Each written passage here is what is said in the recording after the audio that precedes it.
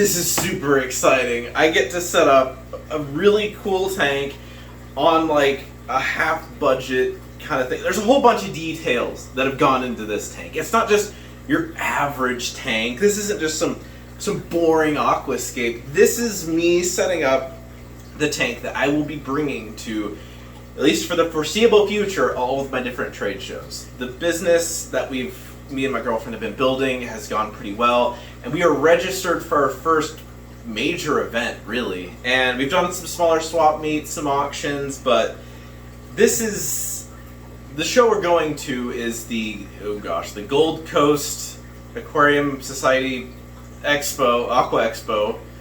I think it's the Aqua Expo. We'll edit that. We'll put the name that's going to be in the video.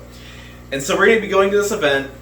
We have everything booked, and I really wanted to have a display tank for the table. I've been to so many different shows. I've seen so many fun aquascapes, and it's always been a dream of mine to have a tank at one of these shows, so anybody can come and see it.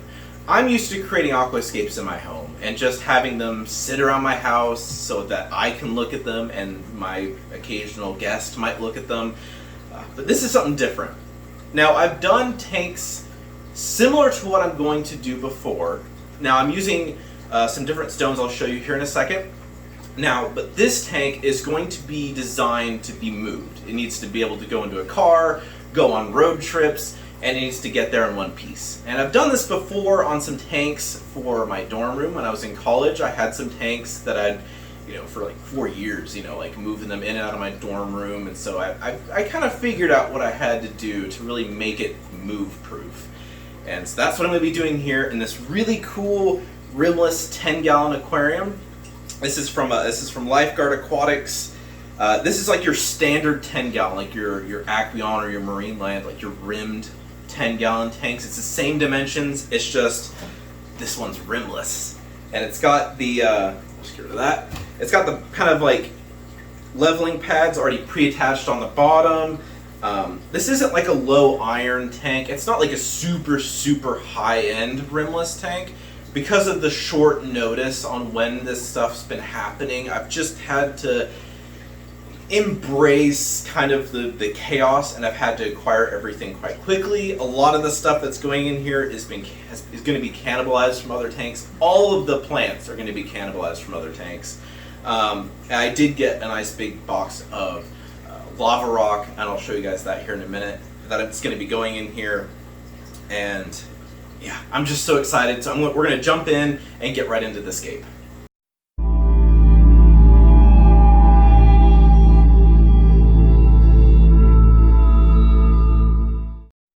There are a few reasons I went with this particular style of aquarium. When it comes to doing trade shows and stuff like that, I knew this tank needed to be viewable on all sides. I knew it needed to look good from the top, especially if it's on a shorter table, which means I really had to go with the rimless aquarium. And rimless tanks are quite expensive, and being on a budget, this was quite a struggle, at least initially, to find something that was going to work within the budget that was also going to hold up, because I needed this to be a pretty durable rimless aquarium compared to things like a lot of the Aquion rimless and frameless aquariums. Those they had some kind of reviews with a lot of people saying they leaked after a few months to a year, and I knew putting all this work into this tank that I needed something that was going to last, so I did spend a little bit more to get this nicer tank. The dimensions are a little, they're the standard 10-gallon dimensions, but it's not great for scaping, which you'll kind of see later. But I can't really complain with the build and the quality of the tank. I think it's fantastic, and anyone would be lucky to have this tank. Now, the stones you're seeing in the background, these are black lava stones or lava rock, and I specifically got these off Amazon.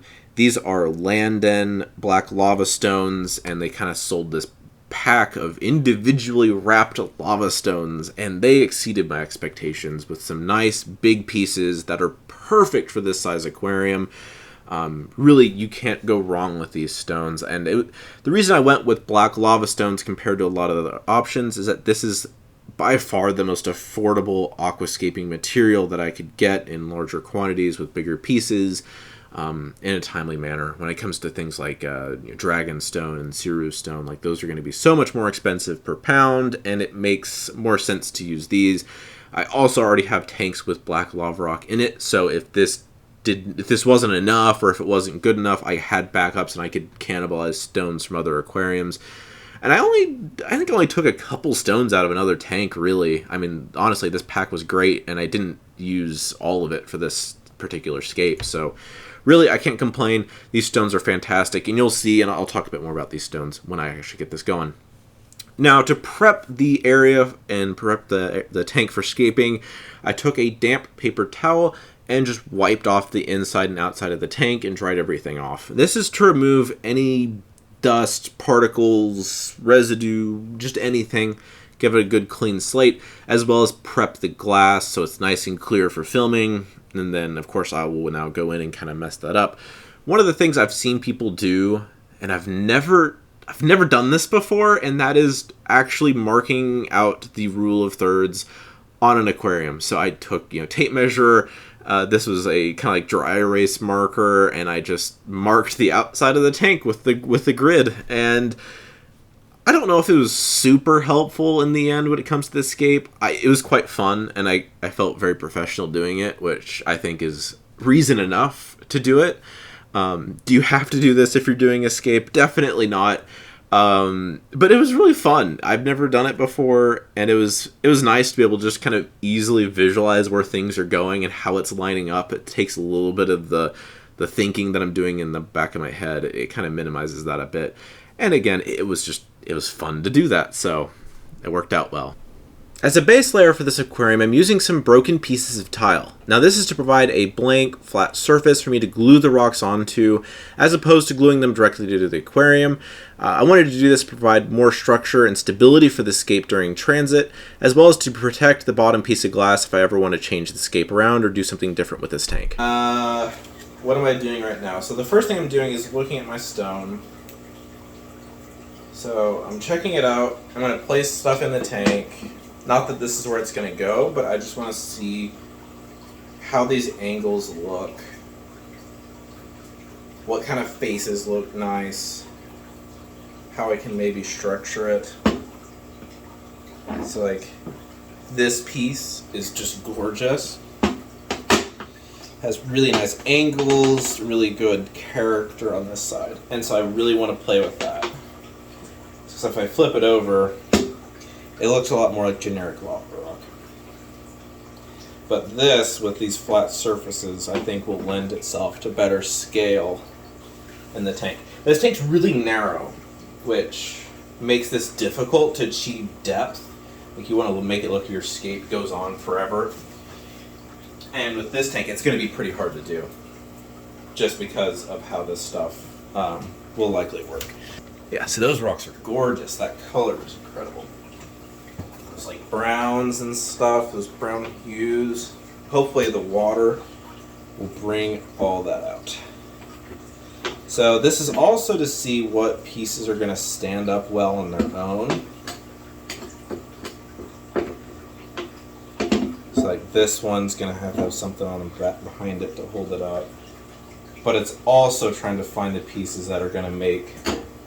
Ooh, see that's a little shifty. I really want this to sit like that. Now see that's going to do that too. That's why I also put the slate in there.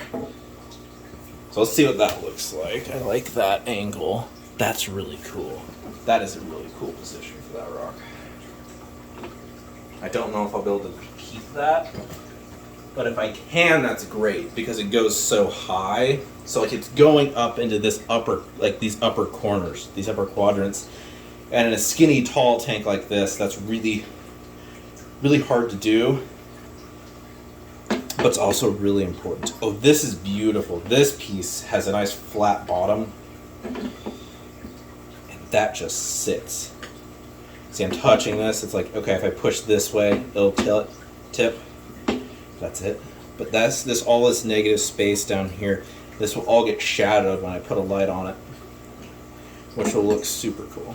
And that character, like all those lines coming down there, that's something you can always work with to create more detail. I love that. That's nice. I think that's almost all my big pieces. I don't know if I tried this one. I just want to see it. Yeah. Okay. So let's go back. Adjust the tile. Let's play with some rock. So now I'm going to try to get this stone. Try to look at it. What kind of angle do I want? Maybe this one doesn't go on tile. So there we go, that tile almost holds it up. So that's nice. So there's maybe a way I can get this to... Now these lines aren't perfect, and it's not hugely important if it's slightly off. But I want this to be your focal stone, because this to me has the best character, and because I really want to play with height. Now, cleaning is important. I need to be able to put my whole hand so I can get down here. I can clean glass, and this is pretty precarious. This tank's also viewable on 3 sides, so I have to make sure that it looks good from each side and not just the front. If I can fit my hand in front, that's better than most of my tanks. Alright, so this is to test. So this is typically what I use to clean glass. So for this, I just need to be able to find a way to clean that. And that's actually pretty good. So as long as I keep this space empty, I can fit my hand, go around, keep the glass clean. That's very, very imposing, but I think that's really cool. So this is, see, it's alright, so now I kind of like where this is. I like the face. I think it's going to give it some good shadow, especially down here at the bottom. Yeah, that's nice. So now I need to sturdy it up.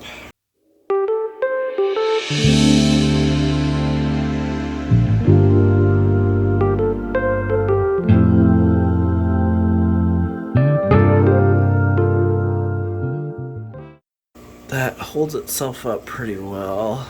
Good height. That's actually further back than it was, so I might try to bring this more forward. Because I know behind it what's going to happen, and so I need this to be as forward as it can go without losing its structure. And so I might have to modify my original design a little bit. So for the opposite side, this is going to be kind of like a pseudo double dual island scape. This piece had a lot of things I liked, but I think what's going to be important is playing. I'm blocking the light. It has this nice face, and I don't want it to be too hidden. And I know I wanted this right island main stone to not be as tall as the other one.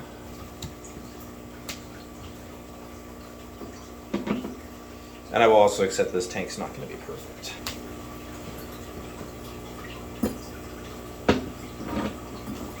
I'll show you what that looks like.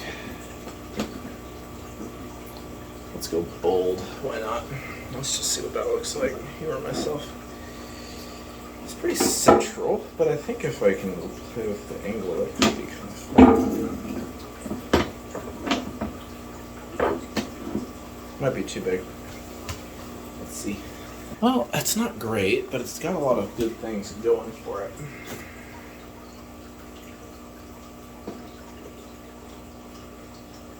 So I really want to play with depth, and that's really important in this scape. So let's try that.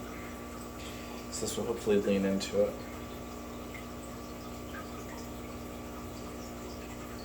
See, visually, I actually really like that. That plays off that front stone really well. But it also comes down to where I want my focal point to be. So originally I wanted my focal point to be more around here, but if I go with this stone there, it's going to block it, so my focal point might be more there. So if I want to make that my focal point, which I think is okay, what I'm going to do is try to look dead on at the scape, and so my focal point will be around there. I think for what the camera's gonna, I think for what you guys see, this is the approximately the focal point. And I don't have a way to mark the back of the tank, but if I did, that'd be incredible. I don't. Ideally, it's gonna be, I think, right here, and I think that's where that'll line up for you guys for the camera. So that plays off each other nicely. Not super sturdy, but this does create a good surface right in here I can glue. So now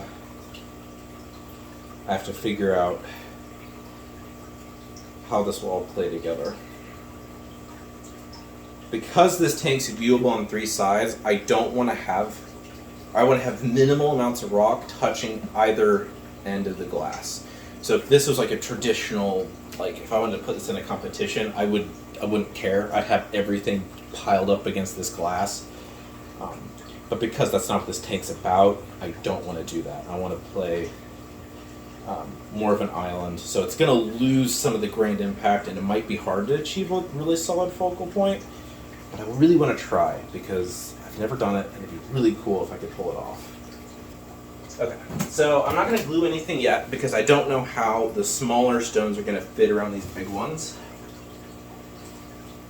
And I have about probably six medium-ish stones I can play around with. Now on the right side, I want to start low. I want plants that are going to come up behind this wood and probably go right into here and just create that spot for that focal point. Because I don't want to pile the soil too high, because soil sliding is a huge concern. Aqua soil is light and it goes wherever it wants. And so you have to play really carefully with that. Now what I don't want to do is put rock too far up here. Well, this is actually as I was sitting on that piece. If I put rock too far up here, it's going to make this stone look small and this stone look small.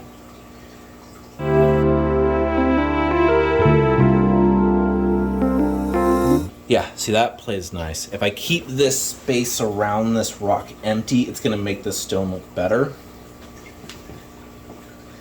And I think, oh, there we go, so that tile's slipping, which is fine. It actually might mean I need a slightly bigger piece of tile.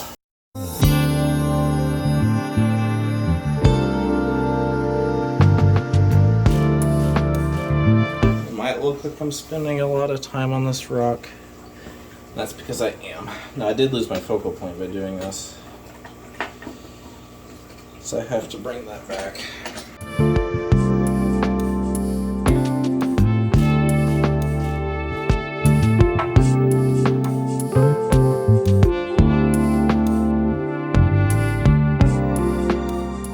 Some stones in here with some beautiful character.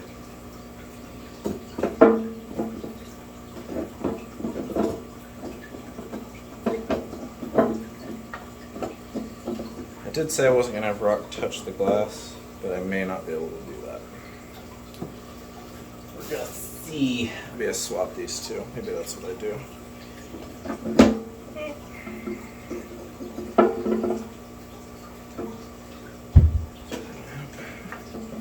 So I put a rock over here, and that's caused some instability there. So there's a nice space there. So that's a bit close. That really does play with the golden ratio there a bit. I have to really figure out how to get that. Let's just see. See, that's really that's going to be a problem.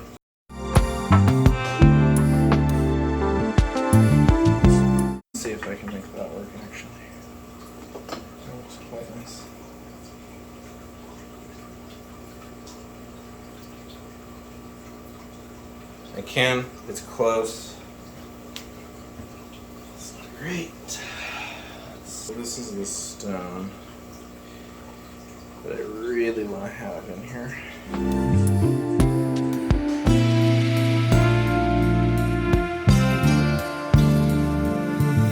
Oh, that's some fun color right there. That looks fun. I kind of like that. All right, now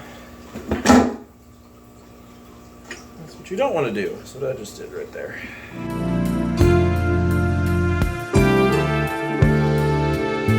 That's holding itself up again. It's leaning into that a bit.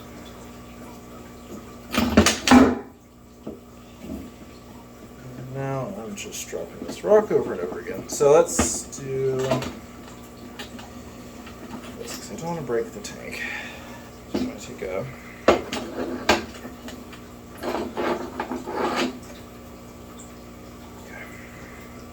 So I put a large piece behind it to secure it. The reason I didn't do that before is I wasn't sure if I knew exactly where this was going to go.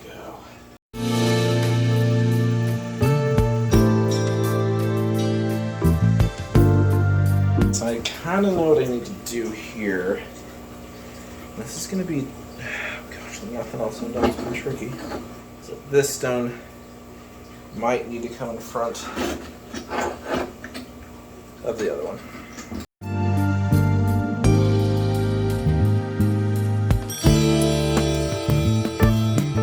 Okay, let's see how that looks. I lose a bit of the character on that stone. Focal point's still there. That rock is shifted, but I think it might work because it'll look good from the side.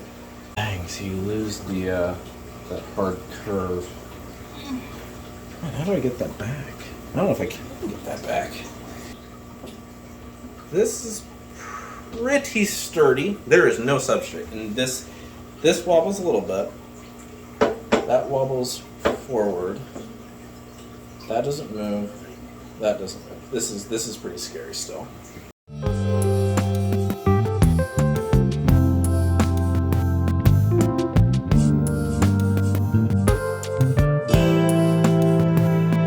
now it's leaning on a couple other pieces.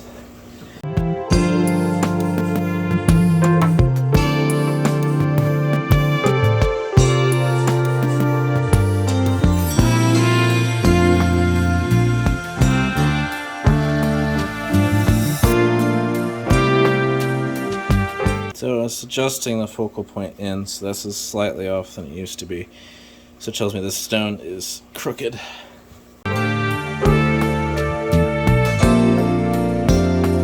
There we go. That's bringing it back. It's bringing it back. So now I'm going to take some smaller pieces.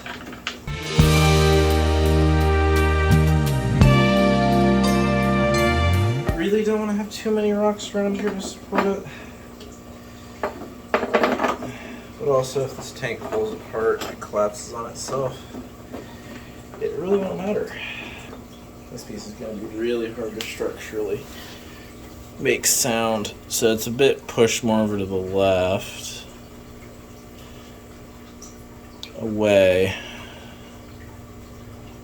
I don't hate it. It doesn't. Adding that small rock doesn't take away too much. Part of me wonders if I should sell.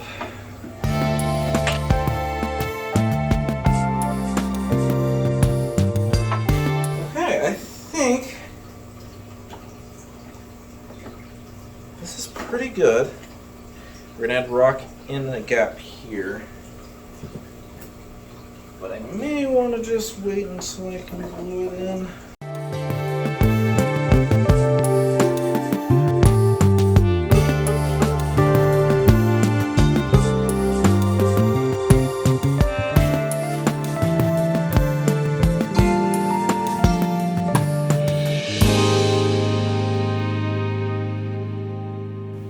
Hello there. I know this isn't the voice you were expecting at the end of this video, and for that I'm sorry. But at least you're learning a valuable lesson, that sometimes life just isn't fair and you don't always get what you want. Or maybe this is exactly what you want. Let us know in the comments. Speaking of comments, please feel free to like this video and share it with all your friends.